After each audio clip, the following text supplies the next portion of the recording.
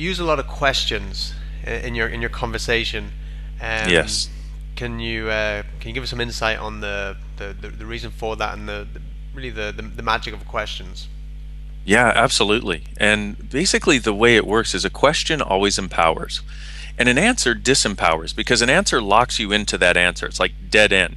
Mm. When you decide something, like let's say you decide you're not smart, that's it. That's all you can see. And even if something comes along that proves you are smart, you can't see it because you came to that conclusion Mm. and that answer. Whereas a question, on the other hand, opens up other possibilities. And so a question could be as simple as, what would it take to change this? Or how does it get any better than this? It's a great question you can ask when something bad happens or when something good happens. It's an awesome question. And the way most of us are functioning in our lives is we've decided, okay, that's the direction I need to go. So you're headed in this direction. And it's like you've worn a rut where you're going because you've decided you need to go there in whatever area of your life it is.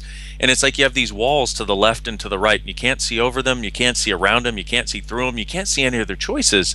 But when you ask a question, it's like doors open up to the left and to the right, and they have light and space and possibilities behind them that you couldn't see before you asked the question. Hmm. So, some real simple questions, like I said, one, if you want to change something, you go, what else is possible? Or what would it take to change this? And how does it get any better than this?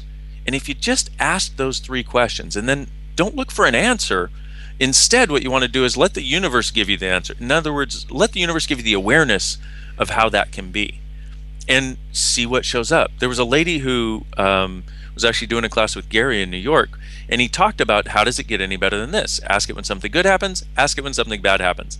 She walks out of the class. She sees a dime sitting in front of the elevator. She picks it up and goes, ooh, how does it get any better than this? And she sticks it in her pocket, goes down, gets out of the elevator. There's a $10 bill sitting on the ground. No one around. She's the only one there. She picks it up and goes, ooh, how does it get any better than this? And now, because she's got this $10 bill, she's like, I'm taking a taxi. Forget waiting for the subway. So she takes a taxi that lets her off in front of her building. Now, on the subway, she would have gone around the back entrance. The taxi lets her off in front of the building. She goes to get out, looks, and there's something shiny in the gutter. What do you think it was? A diamond bracelet. And she picks it up and she goes, oh, it can't get any better than this. Oh, I mean, when you've had that much success, and I'm not saying it'll take you from dimes to diamonds, but this Hmm. literally is a true story that happened with one woman. And once again, I think it illustrates the point. And I've got tons of stories of people who've asked questions to change things. And that also is one of the things that we haven't been taught. It's like we've been taught that you try to come to the right answer and you try to come to the conclusion and then you hammer it into existence and you make it happen, which Hmm. always stops what is actually possible from occurring. If we could just get this one thing of starting to ask questions Yeah. in every area, what would it take to change this? What else is possible? How does it get any better than this? And another really good one, what's right about this I'm not getting, and what's right about me I'm not getting. If you just took those 5 questions and sort of asked them a lot of the day about anything you wanted to change, they would start literally changing huge areas of your life without effort. Yeah. Yeah. And the whose thoughts, whose feelings are these? That one as Yeah. well is, it seems to be a powerful one for meditation. If you're meditating and you can't get all the thoughts, and whose thoughts are these, right? Yes. Yeah, and it's like, who does this belong to? Yeah. Where it's like you go, and the funny part is, when you're sitting and you're meditating, and you're like, oh, I've got to do the dishes, and you're like, wait a minute, I don't have any dirty dishes. Or you got to, I've got to do the laundry. Wait a minute, I just did laundry. You're like, who does this stuff? Or I've got to take care of the kids, and you're like, I don't have any kids, you know.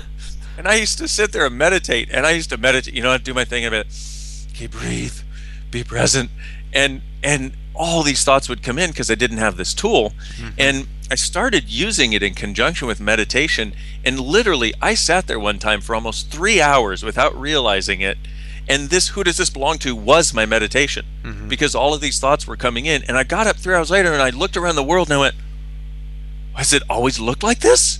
This is amazing. Hmm. Because even our perceptions are dictated a lot by what we picked up in other people since we were little kids. Hmm. Because as little kids, we come in and we're here and we're like sort of these blank slates, looking around going, how do they do it here?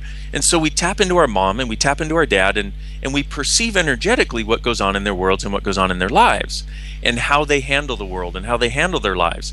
And that's where we primarily learn. That's why we have so many things like our mom and dad, because we've learned from them energetically. And this literally starts to change it.